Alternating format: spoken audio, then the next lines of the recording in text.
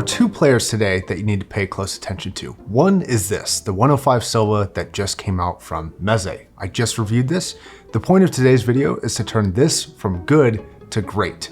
And that enters player number 2. And that's gonna be the JDS Labs Element 4. This little amplifier has a cult following and for a bunch of good reasons, and we'll talk about that more in the full review of this. But we're actually gonna be using a bit of a secret power that the Element 4 has to make that Meze really, really, really good. As far as why we're pairing these together, the build quality of the Silva is amazing. The comfort is amazing, but the frequency response leaves a little bit to be desired. And that's where the Element 4 comes in. Now the Element 4 on its own is really good, but it has something special up its sleeve, which we're gonna take advantage of today. And part of why I think these make a pretty decent pair. So JDS Labs has this thing called Core, which is a website that you can go to, which has a fairly basic EQ, but it works well. And I'm not even really sure where to begin, so I'm just gonna jump into it.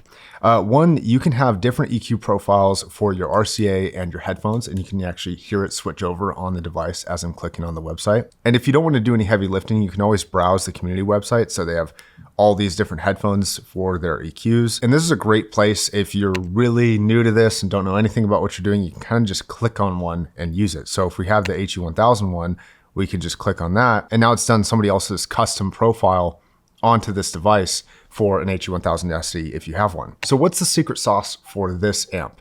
Well, you can actually do EQ for free. In fact, in a better way with something called Piece EQ. The problem with Piece EQ is that it requires you to be at your computer to use it. This is super sick because you can actually save a custom EQ profile for, let's say, the 105 Silva right here, and you can save it to the device. So you can take this Element 4 anywhere you want, and you will always have that custom setting. Even crazier than that is that you can actually save up to 10 custom EQs, which is super cool. But I'm going to tell you a little bit about what we could do to help make this headphone actually really, really good with just some really minor EQ adjustments. You could get a lot more in depth with this if you wanted, but just a couple of small things to help it sound just a little bit better. One of the things we can do is look at a frequency response graph on a good measurement rig and look where things might be a little bit low or a little bit high compared to what we want. So for example, the bass on here, I can already tell you is a little bit low compared to what I like. Now we can see that it starts to roll off a little bit as you get to about 100 Hertz and lower.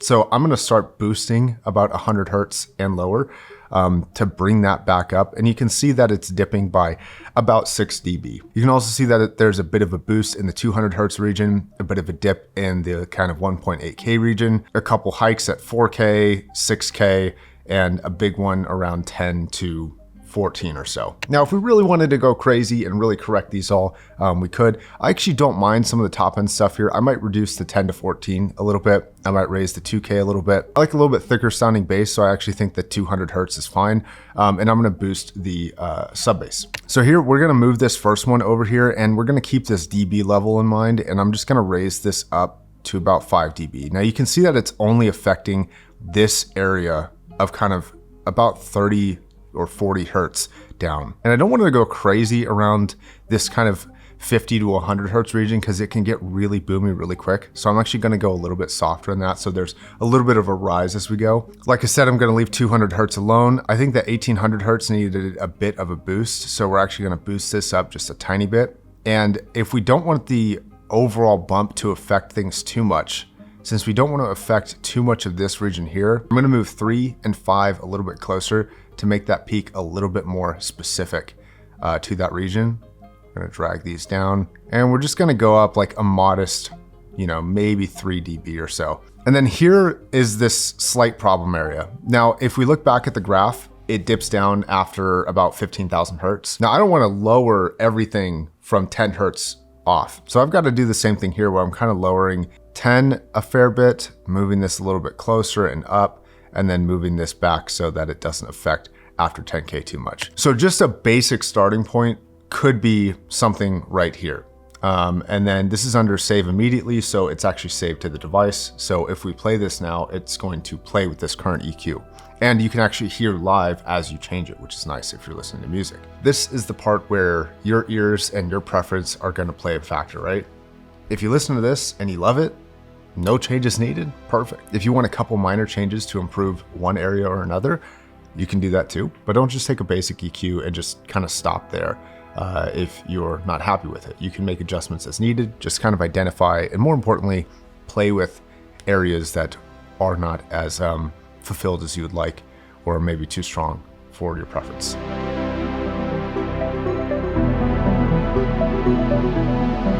Now, to access those DSP settings, you want to just press and hold the knob for about 3 seconds, go to the DSP profiles, and then select the one you want. And like I said, you can save up to 10. And if you don't want to use this, you can entirely turn it off, and you can do this all locally on just the amplifier. No need for connection to the internet or a browser or a computer. Now let's talk about the Meze after the EQ adjustments. What does it change? What does it improve? And how good does this headphone actually get? Bass, for one, is way fuller. It substantially increases the bass output with a headphone that can actually deliver on that bass without having a lot of kind of weird artifacting or breaking up. So for example, an HD800S, if you've tried to DSP a ton of bass into it, you'll know that it has a point where it just sounds, for lack of a better term, weird and bad. This actually sounds pretty good with the amount of bass that we put into it. Now, I wouldn't want to boost it too much, otherwise it would throw things out of balance, and I'm going for an overall balanced approach here still. But the bass now sounds complete and full and kind of more up to par with what I would expect a $500 to $1,000 headphone to sound like. Also, with some of the reductions in the upper frequencies, I found that vocal harshness was reduced quite a lot. And with the boost to about 1.8K, I actually found that vocal fullness came in a place where it didn't before. So it was kind of good on like the lower mid-range portion and kind of lower vocals, but when you get into a female, they kind of felt a little sharp and a little bit hollow. And now that kind of filled out to be a little bit more bodied for them without the sharpness anymore. So it was an overall net benefit for vocals without any detriments, in my opinion. I also think that for sound staging, the vocal fullness filled out a really nice area in your head where things can kind of swell and seem more full. And I think that that really helped with a more personal listening experience with a lot of music. This is something that I really like in headphones like HD600, is that super personal sound. And with some slight frequency adjustments, this got this a little bit closer to having that super full, super intimate sound while still having really good sound staging. Now, sometimes with DSP, your sound staging can actually change quite a bit. In this case, I think that the outer boundary wasn't really affected all that much. I think almost all of it was the effect internally and providing a little bit more fullness and kind of fulfillment and a more textured vocal bubble internally in your head. That's what I think the biggest change with sort of the mid-range and high-end DSP was. But also getting rid of that like 10 to 14K hike a little bit and kind of reducing that and then boosting some of the frequencies after that, I think actually played out really well. So now we're at a point where if I were to review this headphone as it sits and as it sounds right now with the Element 4, I'd be looking at a really impressive headphone. Complete sound stage, both internally and externally, really good coverage. I think that the overall sound staging with the DSP is really good and on par completely with everything in this price range, which is nice. I think that the bass fulfillment really brings us up to the standard of what I would expect at $500 and above. And I think the vocal fullness matched with the reduced kind of harshness area for me personally, just based off of my ear and preferences, I think that this is a total win for vocals as well. I don't know if it would be a headphone like an HC660S2 for vocals, but it plays better with things like sound staging and bass response now than that headphone does. So while it may lose in one category, I think it might win overall. But at the same time, there's an argument that says you could plug in the HC660S2 to the Element 4 and do a DSP for that, and you could have a really good result as well. But I think this shows off a couple things. One, every headphone will benefit in some small or large capacity from EQ. This is pretty much a fact in my brain. You can't really convince me otherwise. There's always small areas for improvement. Two is that DSP is really powerful, and it can take a headphone that I think sounds like about a 7 out of 10, and it can turn it into a 9 or a 9.5 out of 10. Just with the use of EQ. Three, if you're willing to sort of embrace some more modern technologies like the Element 4 or like Piece EQ, you can really get a good result out of it. And if you choose your components wisely, you can even have a pretty seamless experience.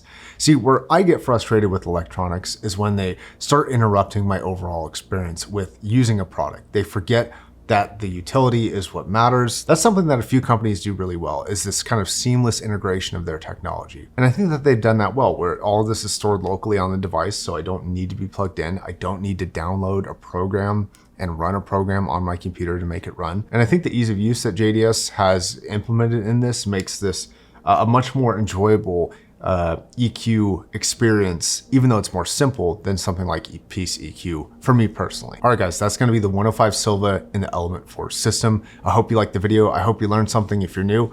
I really tried to keep it very simple, very easy to understand, and I'd love your feedback in the comments. So thanks a lot, guys. I'll catch you in the next one.